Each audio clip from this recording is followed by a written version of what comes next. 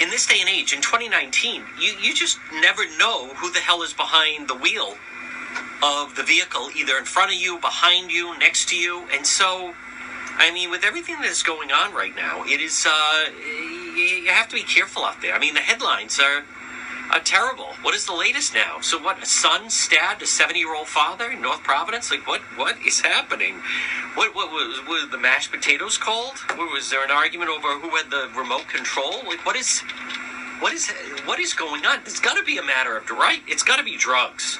I'm hoping that it's drugs. So I'm not sure. Son facing homicide charges, stabbing dad to death. Happy Father's Day. By the way, Dad, did I ever mean to tell you that, are you kidding me? What possibly happened? You have a son stabbing his father to death in North Providence. What was it, a lost bet? Couldn't get tickets to see PC in the NIT? There were 2,000 people at the dunk last night. I don't understand. But my point is, let me get back to my original point, as if that's easy. My point is, if you're ever in an accident, that's what I meant to say, and it can happen. No mystery to me. People are terrible out there. That's the thing, though. These people that are now high behind the wheel. Light turns green, they just sit there, or they're like dazing off or dozing off or whatever. And I know someone's like, well, they're not supposed to be driving. No, really? No way. Boy, there's a news bulletin. Let me see if I understand this. Your contention is that someone that is getting high and smoking weed, that is now legal in Massachusetts, that, hold on, let me see if I understand this concept. They shouldn't be behind the wheel. Is that what you're saying? No kidding. No blank Sherlock. Yeah, I agree with you. The problem is they are, and there's so many of them that are behind the wheel. And then it's just a matter of what you do with it. It used to be you just have to deal with the drugs.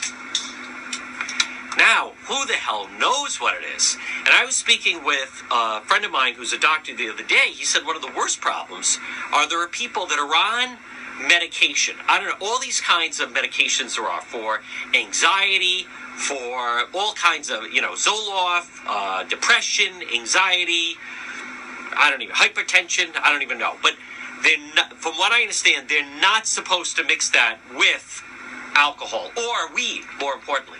So my friend told me, he said, a major problem is there are a lot of people on the roads that are taking these antidepressants, and then they decide, well, I think I'll also get high.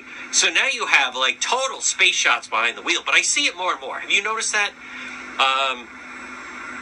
People that and I was actually on the phone with someone. I was finishing a phone call. I know you can drive. I am able to drive and talk, but I was just finishing the call, and I was watching a car, and I was right at a Dunkin' Donuts where then there's a red light, and I saw a car, and they looked to be two young males behind the wheel, and they're at the light, and it turns green, and they're just sitting there.